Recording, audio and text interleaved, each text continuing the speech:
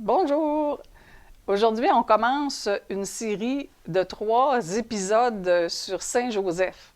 Alors, comme vous savez, je m'appelle Josée, puis dans un des épisodes, je vous expliquerai pourquoi j'ai choisi ce nom-là, mais c'est évidemment en lien avec Saint-Joseph. Puis j'ai réfléchi depuis quelques jours, j'essaie de trouver une façon d'expliquer son importance. Parce que Joseph, c'est pas juste un accessoire. Bon, je voudrais vendre ma maison, tiens, je vais lui demander. C'est très bien, mais c'est beaucoup plus important que ces choses-là. Ce matin, ce qui m'est venu, c'est comme un casse-tête où on verrait une image, puis il manquerait un morceau important dans le casse-tête. De sorte qu'on ne pourrait pas voir le tableau complet sans absolument insérer cette pièce-là.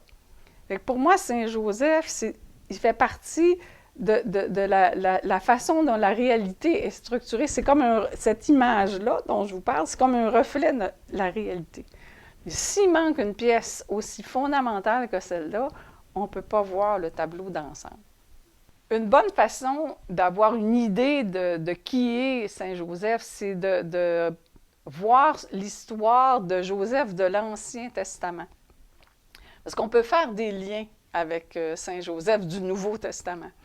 C'est une histoire qui est racontée dans la Genèse, où on voit Joseph qui est comme jalousé par ses frères, au point qu'ils veulent s'en débarrasser, éventuellement le tuer. Finalement, ils décident de le mettre dans le fond d'un puits, puis il est vendu à des gens qui repartent en Égypte avec lui. Et à un moment donné, il se retrouve en prison, il a été accusé injustement, mais il a un don pour interpréter les songes. Et le pharaon a un songe très important qui concerne l'Égypte, et personne n'est en mesure de donner au pharaon l'explication du songe.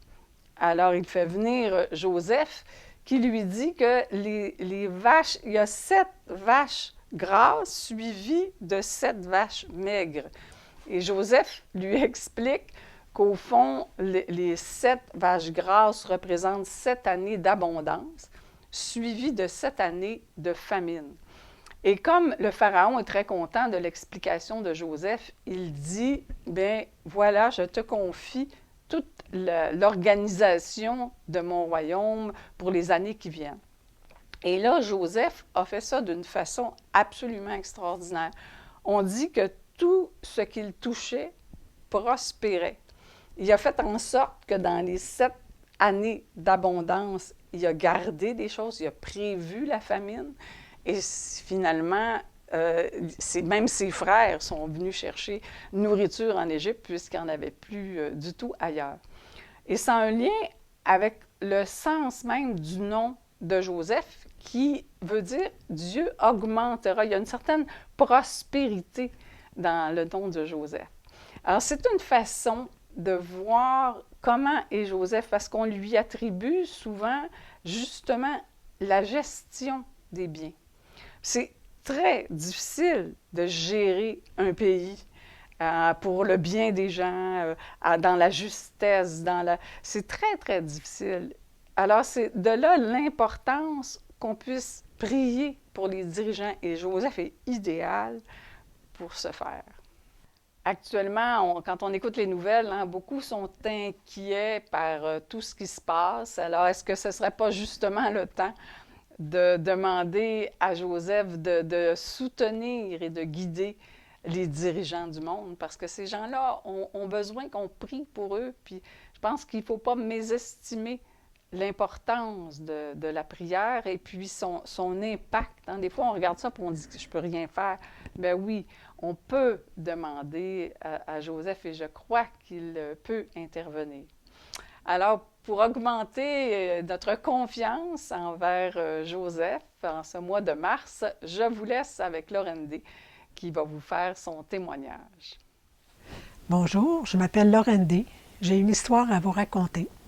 J'ai une très grande confiance en Saint-Joseph et ça date de mon enfance. Lorsque j'avais environ 8 ans, mon frère aîné a eu un abcès au coude. Il devait être opéré. Et compte tenu des risques de l'opération, la médecine n'était pas ce qu'elle est aujourd'hui. Mon père s'est tourné vers Saint-Joseph, en qui il avait une très grande confiance. Il a fait une neuvaine pour demander sa guérison. Et après, la veille de son opération, il a regardé le coude de mon frère. Il ne voyait plus d'abcès.